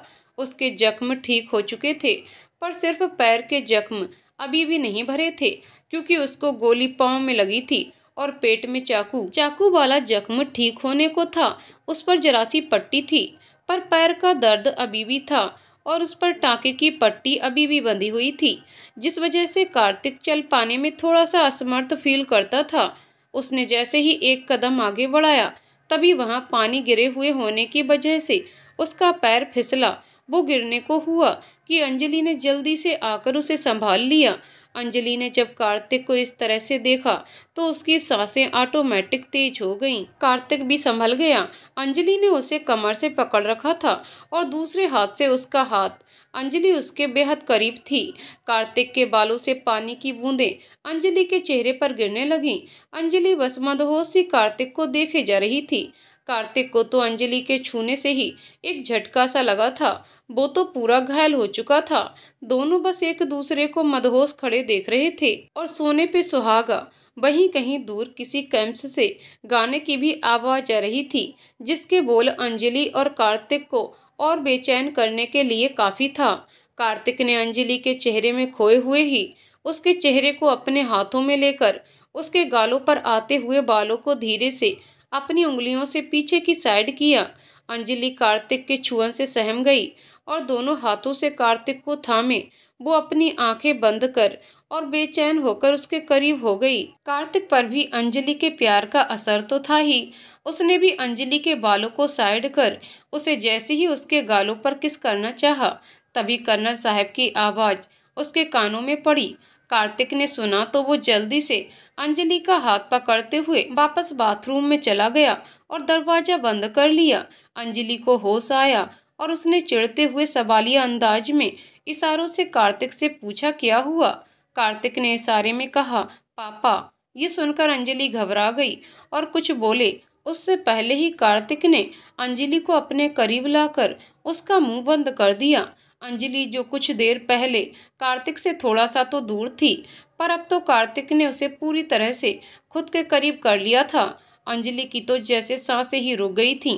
कार्तिक का ध्यान पूरी तरह से उसके पापा में था, जो बाहर कार्तिक के नाम की आवाज लगा रहे थे। कार्तिक और अंजलि दोनों ने कर्नल साहब की आवाज सुनी। कर्नल साहब जोर जोर से कार्तिक कार्तिक चिल्ला रहे थे। कार्तिक ने घबराते हुए अपने पापा को आवाज दी, पापा मैं अंदर हूँ, वॉशरूम में। बाहर से कर्नल साहब ने चिल्लाकर पूछा, तुम अंदर हो तो अंजलि कहाँ है? कार्तिक ने अंदर से आवाज दी, अंजलि बाहर गई है, कुछ काम है उसे। तभी कर्नल साहब दरवाजे के पास आते हुए पूछने लगे, बेटा तुम सच में अंदर अकेले ही हो ना? ये सुन कार्तिक और अंजलि दोनों एक दूसरे को घबराते हुए देखने लगे। कार्तिक ने कहा, हाँ पापा, क्यों? कर्नल साहब ने कहा, ऐसे ही पूछा। वैसे तुम नहा रहे हो तो शॉवर की आवाज तो नहीं आ रही? कार्तिक ने जल्दी से घबराहट में शॉवर चालू कर दिया और कहा, पापा साबुन लगा रहा था, देखो अब चालू हो गया। कर्नल साहब ने कहा, ठीक है, किसी चीज की जरूरत हो तो बता देना, मैं जा रहा हूँ। कर्नल साहब मंद मंद मुस्कुरा रहे थे, क्योंकि उन्हें बाथरूम के दरवाजे में फंसे अंजलि का टॉप दिख गया था। उन्हें माजरा समझ आ गया था, पर उन्होंने कुछ नहीं कहा। ऊपर से जाते जाते उन्होंने वहां पड़े एलेक्सा स्पीकर में रोमांटिक गाना लगा दिया। उन्होंने शावर वाली बात भी जानबूझकर पूछा था, ताकि कार्तिक शावर चालू कर ले। उन्होंने एलेक्सा स्पीकर में गाना लगा के बाथरूम के बाहर पड़े टेबल पर रख दिया और वो मुस्कुराते हुए बाहर निकल गए। गाने के बोल जैसे ही उन दोनों के कान में पड़े, उन दोनों की सांसें ही थम गई थीं, क्योंकि वो दोनों बेहद करीब थे। ऊपर से कार्तिक ने अनजाने में शावर चालू कर दिया। दोनों बुरी तरह से भीग गए थे। कार्तिक ने जब अंजलि को इस रूप में देखा तो उसके कदम अपने आप बहक गए। अंजलि भी कार्तिक से प्यार तो करने ही लगी थी, वो भी खुद को रोक नहीं पाई। ऊपर से कर्नल साहब ने जो गाना चलाया था, उससे वो दोनों और मदहोश हो चुके थे। कार्तिक ने अंजलि को और करीब किया और उसके गीले होठों में खुद के होठों को समेट लिया। कार्तिक को किस करते समय अचानक अंजलि को बीती हुई सारी बातें याद आ गईं। वो झट से कार्तिक से अलग हुई और अचानक से रोने लगी। उससे न जाने क्या हुआ। वो जल्दी से पीछे हटी और नहीं नहीं कहते हुए जल्दी से दरवाजा खोलकर बाहर निकल गई और बाहर आकर रोने लगी। कार्तिक को भी होश आया। उसने सबसे पहले आके गाना बंद किया। कार्तिक ने आके अंजलि को पीछे से कंधे पर हाथ लगाया और पूछा, क्या हुआ अंजलि, तुम्हें मेरा छूना पसंद नहीं आया? वैसे सॉरी अंजलि, पर मैं तुम्हें देखकर खुद को रोक नहीं पाया। मैंने आज तक किसी को इस नज़र से देखा तक नहीं। तुम पहली लड़की हो जिसकी वजह से मुझे जीने की एक उम्मीद मिली है। मेरे जीवन में रंग भर गए हैं। मैं तुमसे प्यार करने लगा हूँ अंजलि। अंजलि ने कुछ सुना नहीं और कार्तिक को धक्का देकर रोते हुए वो अपने कमरे में चली गई। इधर कार्तिक ने जैसे तैसे इतने दिनों बाद खुद की वर्दी पहनी, पर पैंट पहनते वक्त उसे तकलीफ हुई और जबरदस्ती पहनने के चक्कर में वो खुद को संभाल नहीं पाया, जिसकी वजह से उसके पैर में लगा हुआ टाँका टूट गया, जिसकी वजह से उसके मुंह से दर्द भरी आह निकल गई। उसके पैर में से खून निकलने लगा, पर उसे पैर दर्द से ज्यादा दर्द अंजलि के इस तरह से चले जाने पर हो रहा था। उसे बहुत दर्द हो रहा था। वो खुद से सोचने लगा कि शायद मैंने अंजलि के साथ जबरदस्ती कर दी, मुझे ऐसा नहीं करना चाहिए था। सोचते हुए वो वहीं बिस्तर पर लेट गया। तभी नर्स बर्जनेटिंग के लिए और दवाई देने के लिए आई। उसने जब अंदर आकर देखा तो पाया कि कार्तिक बिस्तर पर लेटा हुआ अपने ही विचारों में खोया हुआ है और उसके पैर से खून निकल रहा है। नर्स ये देखकर जल्दी से अंजलि के पास आई। अंजलि अपने बेड पर शांति से बैठी हुई थी। नर्स ने आकर उससे कहा, मैडम कार्तिक सर के पैर से खून निकल रहा है। अंजलि वैसे तो कार्तिक के पास से भाग आई थी, पर वो कार्तिक से प्यार करने लगी थी। उसने जैसे ही नर्स की बात सुनी, वो तुरंत उठकर नर्स के पास आई और बोली, क्या बोल रही हैं आप? ये बात सच है? नर्स ने कहा, हाँ सच है मैम, आप जल्दी चलिए। अंजलि जल्दी से भागती हुई कार्तिक के कमरे में आई। उसने देखा कार्तिक बिस्तर पर लेटा हुआ है और एलेक्सा पर गाना बज रहा था। ऐ जाते हुए लम्हों, जरा ठहरो जरा ठहरो, मैं भी तो चलता हूँ, जरा उनसे मिलता हूँ, जो एक बात दिल में है उनसे कहूँ, तो चलूँ तो चलूँ। अंजलि को बड़ा दर्द हुआ कार्तिक की इस हालत को देखकर। उसे पता चल गया कार्तिक के पैर का टाँका टूट चुका। उसने अपना दर्द छुपाते हुए नर्स से कहा, आप सारा सामान ले आओ, मैं टाँका लगा देती हूँ जल्दी। कहते हुए अंजलि अंदर की तरफ आने लगी। वो जैसे जैसे अंदर आ रही थी, गाना बज रहा था। कार्तिक उसको नहीं देख पाया था क्योंकि वो ख्यालों में खोया हुआ था, पर अंजलि गानों के बोल के साथ साथ चुपचाप आंखों में आंसू लिए हुए बड़े प्यार से कार्तिक को पहली बार वर्दी में देख रही थी। इस गाने के बोल से बेचैन होकर कार्तिक रोते हुए इधर उधर देखने लगा। उसने जब अंजलि को देखा तो वो उसे देख खड़ा होने लगा, पर उससे खड़ा नहीं हुआ गया। वो गिरने जैसे हो गया तो अंजलि ने जल्दी से आकर उसे संभाल लिया। दोनों धड़कते दिल से और नम आंखों से एक दूसरे को देखने लगे। दोनों फिर से एक दूसरे के बेहद करीब थे, पर इस बार दोनों के दिल में एक दूसरे के लिए बेहद प्यार था। दोनों एक दूसरे की आंखों में खोए हुए थे और गाना तो बज ही रहा था, मैं कहीं भी रहूं ऐ सनम, मुझको है जिंदगी की कसम, फासले आते जाते रहें, प्यार लेकिन नहीं होगा कम, जिन्हें चाहूं जिन्हें पूजूं, उन्हें देखें उन्हें छू लूं, जरा बातें तो कर लूं, जरा बाहों में भर लूं, मैं इस चांद से माथे को चूम लूं, तो चलूं तो चलूं। कार्तिक ने अंजलि के माथे को अपने हाथों में लिया और उसके माथे को चूमते हुए कहा, I love you Anjali. Anjali भी आज कार्तिक के सामने झुक चुकी थी।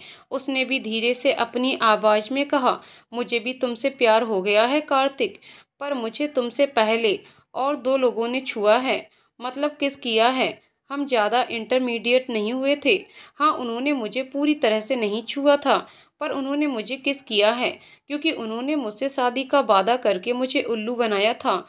मैं उनके सामने बहक गई थी, इसलिए मैंने शादी ना करने का प्रॉमिस कर लिया था खुद से और यहाँ आ गई।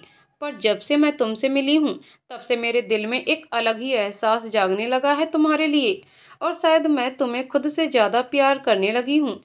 मैं उन लोगों को एक सेकंड में भूल गई, पर मैं तुम्हें भुला नहीं पा रही हूँ, तुमसे दूर भी नहीं जा पा रही हूँ। यही मेरी हकीकत है कार्तिक, और मैं तुम्हारी जिंदगी नहीं बिगाड़ सकती। कहते हुए उसने अपने चेहरे से कार्तिक का हाथ हटाया और उठ के जाने लगी तो कार्तिक ने उसका हाथ पकड़ा और अपनी ओर जोर से खींच लिया। अंजलि डायरेक्ट कार्तिक के सीने से आ लगी। उसके चेहरे को कार्तिक ने अपने हाथों में लिया और कहा, तुम्हारा कल तुम्हारा था, तुम्हें जो अच्छा लगा किया, और ये उम्र है बहक जाने की।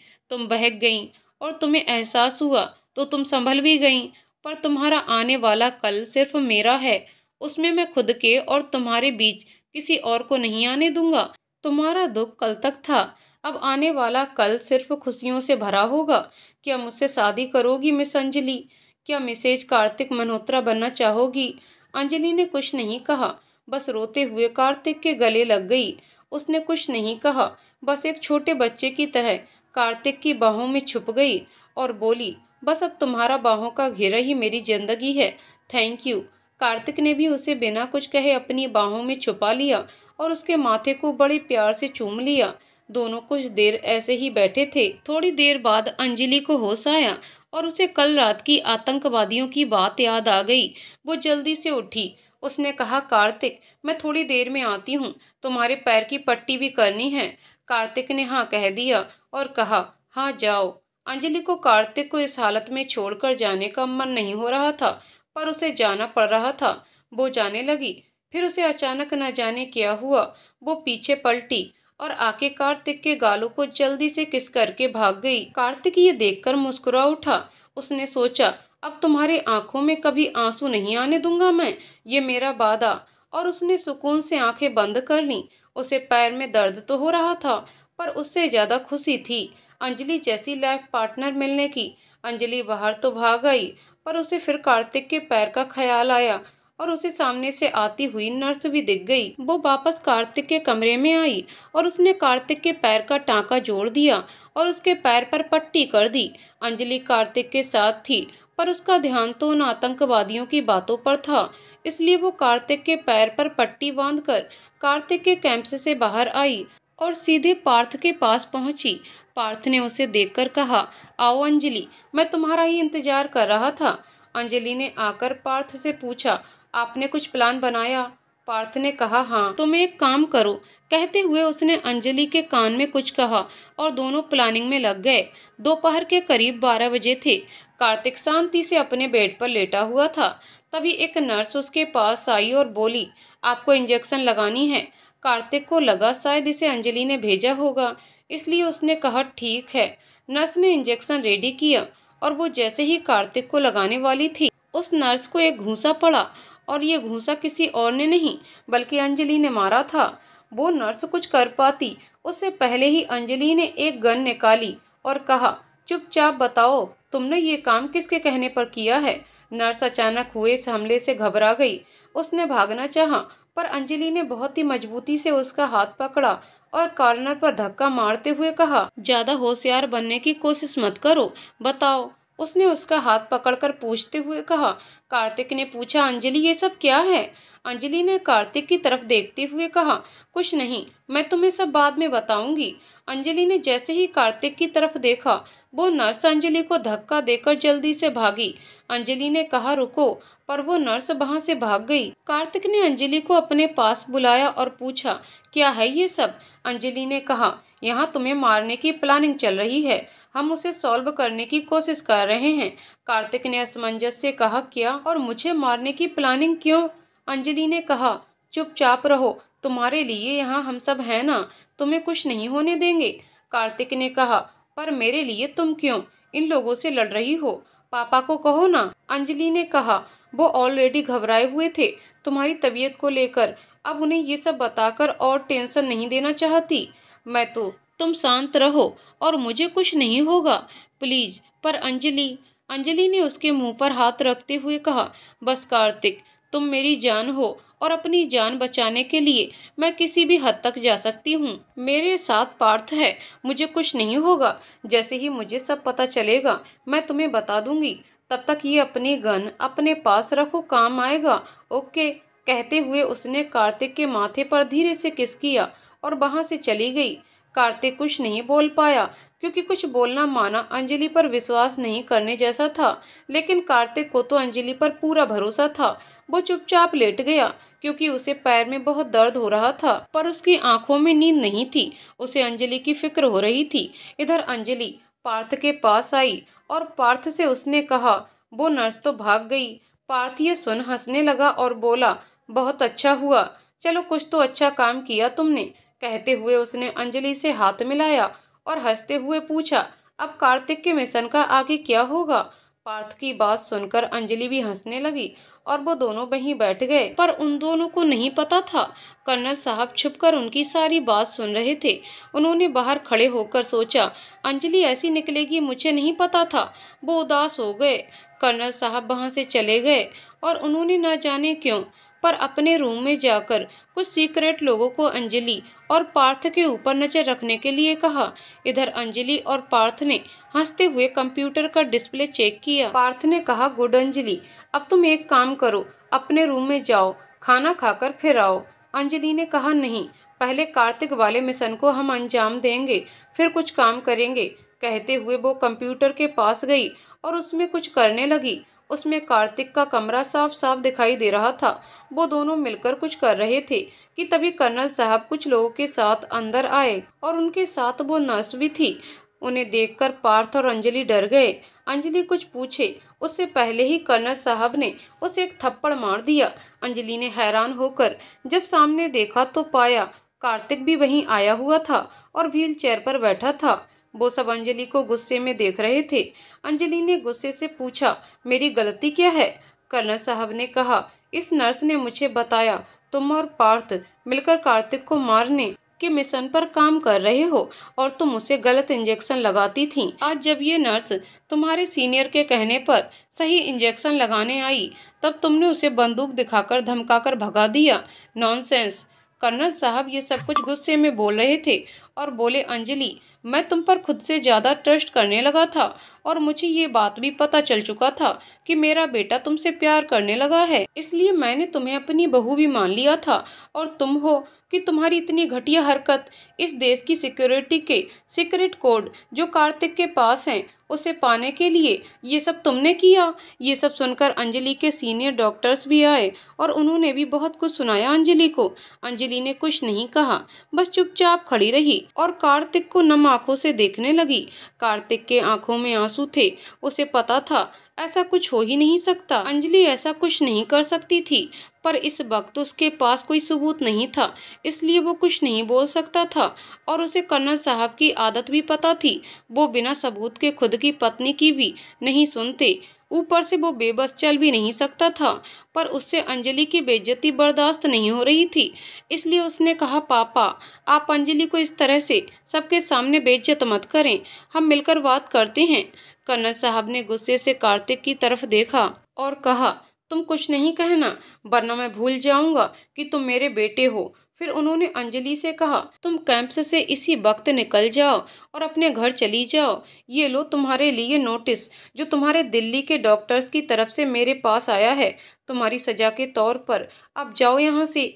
अंजलि ने जब ये सुना तो उसके पैरों तले से जमीन खिसक गई, पर वहां खड़े सभी लोगों से प्रताड़ित होकर उसने एक नज़र कार्तिक पर डाली और वहां से रोते हुए निकल गई। कार्तिक बेबसी से सब कुछ देखता रहा। उसने अपने पापा से कुछ नहीं कहा और चुपचाप अपने व्हील चेयर से ही वहां से बाहर निकल गया। उसने अंजलि को कॉल लगाया, पर अंजलि का फोन स्विच ऑफ आ रहा था। वो जल्दी से अंजलि के रूम में भी गया, पर अंजलि वहां से निकल चुकी थी। कार्तिक बेबस होकर वहीं रोने लगा। इस बात को करीब 1 महीना बीत गया। अंजलि ने जयपुर में खुद का क्लिनिक खोल लिया था। वो पूरे दिन अपनी डॉक्टरी में व्यस्त रहने लगी थी। उसे अपने काम के सिवाय किसी चीज में इंटरेस्ट नहीं था, पर उसके फैमिली वाले उसके लिए लड़का ढूंढने में लगे हुए थे, क्योंकि उन्हें अंजलि की फिक्र हो रही थी। कैंप से आने के बाद अंजलि किसी से कोई बात नहीं करती थी, बस घर से क्लिनिक और क्लिनिक से घर, अपनी जिंदगी में वो गुम रहने लगी थी। उसने अपना नंबर भी चेंज कर लिया था। घर वालों ने कितनी कोशिश की, पर उसने किसी से कोई बात नहीं की। सबको झूठी मुस्कुराहट लिए कह देती, मैं ठीक हूँ। इसलिए घर वालों ने अंजलि की शादी कराने का फैसला ले लिया था, पर अंजलि ने शादी के लिए पूरी तरह से ना कह दिया था। ऐसे ही कुछ दिन बीत गए, फिर एक अच्छा सा रिश्ता आया अंजलि के लिए। अंजलि के घर वालों ने एक दिन अंजलि को घर में बिठाया और शादी के लिए मनाने लगे। अंजलि जब नहीं मानी तो उसकी मम्मी ने गुस्से में कह दिया, शादी नहीं करेगी तो क्या यहाँ इसी घर में बैठी रहेगी? ये तुम्हारा घर नहीं है, बेटियों को दूसरी जगह ही जाकर घर बसाना होता है। इस बात पर अंजलि के पापा बुरी तरह से भड़क गए अंजलि की माँ पर और बोले, ये कोई तरीका है अपनी ही बेटी से बात करने का? पर अंजलि को उसकी मम्मी की बात दिल पर लग गई और उसने उठते हुए कहा, पापा, पापा, मम्मी पे चिल्लाने की जरूरत नहीं है, मैं शादी के लिए तैयार हूँ। कोई भी लड़का हो, हाँ बोल देना, मुझे दिखावे की रस्म में मत बिठाना। शादी जितना जल्दी हो जाए सही है, इसी वीक में कर दीजिए। अंजलि की मम्मी को अपनी गलती का एहसास हुआ तो उन्होंने अंजलि को रोकने की कोशिश की, पर वो कुछ नहीं बोल पाई। अंजलि के भाई रोहन ने कुछ नहीं कहा, उसे अपनी मम्मी पर गुस्सा आ रहा था। उसने अंदर जाकर अंजलि को समझाने की कोशिश की और प्रिया भी रोहन के पीछे पीछे अंजलि को समझाने की कोशिश करने लगी, पर अंजलि ने कहा, भाई मैं ठीक हूँ, आप लोगों को टेंशन लेने की जरूरत नहीं है, आप लोग जाइए। प्रिया और रोहन वहां से निराश होकर चले गए। अंजलि जो 1 महीने से पत्थर दिल बनी हुई थी, आज टूट गई। उसे रोना आ रहा था। उसे किसी भी बात का बुरा नहीं लगा। उसे बुरा लगा था तो सिर्फ इस बात का कि कार्तिक के सामने उसे इतना जलील किया गया। वो कार्तिक के सामने हुए अपमान से आहत हो चुकी थी। उसने अपने ब्रेसलेट में छपे हुए खुद की और कार्तिक की फोटो देखी। उसने अपनी डायरी भी निकाली जिसमें बस कार्तिक की फोटोज थी। अंजलि ने धीमी आवाज में अपना फेवरेट गाना लगा दिया। और गाना सुनते हुए वो कार्तिक के फोटो को अपने सीने से लगा के जमीन पे ही लेट गई। गाना के एक एक बोल उसे रुला रहे थे और कार्तिक के साथ बीते हुए पल की याद दिला रहे थे। अंजलि वहीं रोते रोते सो गई। उसने कुछ नहीं कहा। दूसरे दिन जब उसे पता चला लड़के वाले देखने आ रहे हैं, तो वो नाश्ता किए बिना ही अपने क्लिनिक में चली गई। शाम को उसे पता चला कि लड़के वालों को वो पसंद आ गई है और उसकी सगाई इसी वीक में फिक्स करना चाहते हैं। उसके घर वालों ने शाम को उसे उसकी राय जाननी चाहिए, तो अंजलि ने कहा, सगाई फिक्स कर दीजिए, बस मैं एक बार लड़के से मिलना चाहूंगी। ये बात सुनकर सब खुश हुए और खुश होकर जब उसकी मम्मी पापा उससे मिलने आए तो वो उन्हें इग्नोर मार के अपने रूम में चली गई। अंजलि आज भी कार्तिक की डायरी खोलकर उसे याद कर रोने लगी और सोचने लगी, मुझे सिर्फ तुम चाहिए कार्तिक, सिर्फ तुम। आज भी रोते रोते वो बिना खाए सो गई और सुबह सबके उठने से पहले ही अपने क्लिनिक चली गई। आज उसका मन वहां भी नहीं लग रहा था। उसे हर बेड पर लेटे हुए पेशेंट में सिर्फ कार्तिक का चेहरा दिखाई दे रहा था। वो अपने ऑफिस में बैठे सिर्फ इतना ही सोच रही थी कि कोई मैजिक हो जाए और कार्तिक कहीं से भी यहाँ आ जाए मेरे पास। उसने गुस्से में उसका नंबर भी डिलीट कर दिया था। वो उससे बात भी करती तो कैसे करती। अंजलि आज खुद को बेबस महसूस कर रही थी। शाम को जब वो घर पहुंची तो उसके पापा ने कहा, वो लड़का आया है तुमसे मिलने, मैंने उसे तुम्हारे कमरे में बैठाया है। अंजलि बेमन से रूम में चली गई। उसने रूम में जाकर देखा तो पाया एक हट्टा कट्टा लंबे कद का लड़का उसके रूम की खिड़की के पास खड़ा था और वहां से बाहर देख रहा था। अंजलि ने जाते ही उसे देखे बिना ही गुस्से में कहना चालू कर दिया, देखिए मिस्टर, आप जो भी हो मुझे फर्क नहीं पड़ता। मैंने जबरदस्ती शादी के लिए हाँ कर दिया है, पर मैं आपसे प्यार वाला कोई रिलेशन नहीं रख पाऊंगी, क्योंकि मैं एक लड़के से प्यार करती हूँ और वही मेरी जिंदगी है, मेरी जान है। मैं उसे नहीं भूल पाऊंगी। तो आप अगर इस शादी के लिए ना कह दें तो बेहतर होगा। वो लड़का सब कुछ चुपचाप सुन रहा था। उसने पीछे तक पलटकर नहीं देखा। अंजलि ने कहा, आपने सुना ना मैंने क्या कहा? वो लड़का अभी भी चुप था। तो अंजलि उसके पास गुस्से में गई और बोली, आपको सुनाई नहीं देता क्या? कहते हुए उसने उस लड़के को पकड़ के अपने सामने किया। जब उसने उस लड़के को देखा तो वो चौंक गई और उसके मुंह से एक ही आवाज निकली, कार्तिक तुम। कार्तिक के आंखों में आंसू थे। अंजलि को तो ये सब एक सपना लग रहा था। वो यकीन नहीं कर पा रही थी। उसने खुद को चिकोटी काटी, पर फिर भी उसे यकीन नहीं हो रहा था। वो हैरानी से बुत बने कार्तिक को बस देखे जा रही थी। कार्तिक ने मुस्कुराते हुए अंजलि को गले लगाने के लिए अपने हाथ फैला दिए। अंजलि को रोना आ गया था। वो बिना कुछ सोचे जाकर कार्तिक के गले से लग गई और उसे कस के पकड़कर जोर जोर से रोने लगी। कार्तिक की आंखों में से आंसू आ चुके थे। उसने भी बड़े प्यार से अंजलि को अपनी बाहों में समा लिया। अंजलि ने कार्तिक से रोते हुए कहा, कार्तिक, उस दिन जो नर्स तुम्हें मारने के इरादे से आई थी वो मुझे पता था, क्योंकि मैंने उनके कुछ साथियों को बातें करते हुए सुना था। पर मेरा और पार्थ का प्लानिंग सिर्फ नर्स को पकड़ना नहीं था। हम नर्स के जरिए मेन विलन को ढूंढना चाहते थे। इसलिए मैंने उस नर्स को पकड़ने के बहाने उसके हाथों में चिप लगा दिया था। इसलिए मैं और पार्थ बहुत खुश थे और उसने मुझे वेल डन कहा था। फिर हम उसे ट्रैक करने लगे और मैंने सोच लिया था जब तक तुम्हारे पीछे पड़े हुए लोगों को ढूंढ नहीं लेती तब तक मुझे चैन नहीं मिलेगा।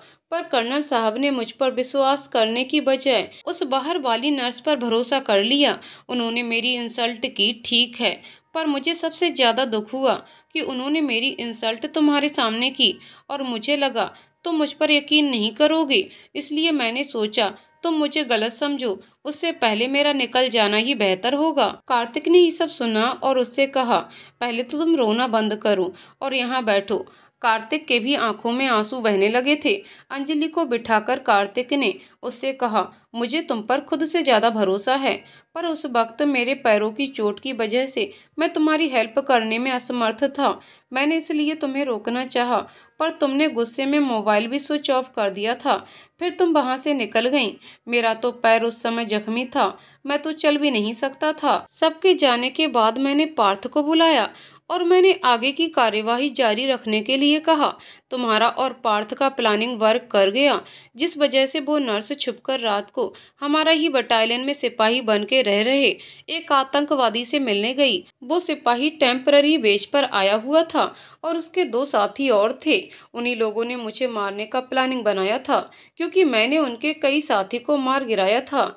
पार्थ की सूझबूझ से वो लोग उसी रात को पकड़े गए और उन्हें सजा भी हुई। पर मैंने कर्नल साहब से कुछ नहीं कहा और आज तक उनसे कोई बात नहीं की, क्योंकि मैं आज भी उनसे नाराज हूँ। सब कुछ सामने आने पर उन्हें अपने किए पर शर्मिंदगी महसूस हो रही थी और उन्होंने सबके सामने अपनी गलती मानी और पार्थ और तुम्हें इस बहादुरी के लिए बधाइयाँ भी दी।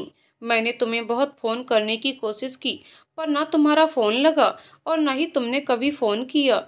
तुम्हें मुझसे एक बार बात तो करनी थी कि मैं क्या चाहता हूँ। क्या इतना ही भरोसा करती थी तुम मुझ पर? मैं तुम्हारे गम में बीमार रहने लगा, इसलिए कर्नल साहब ने जी जान लगाकर तुम्हारा पता ढूंढा और तुम्हारे घर मेरे लिए रिश्ता भिजवाया और तुम्हारे घर वालों से मिलकर मैंने सारी बातें उन्हें बताईं और कर्नल साहब ने भी माफ़ी मांगी।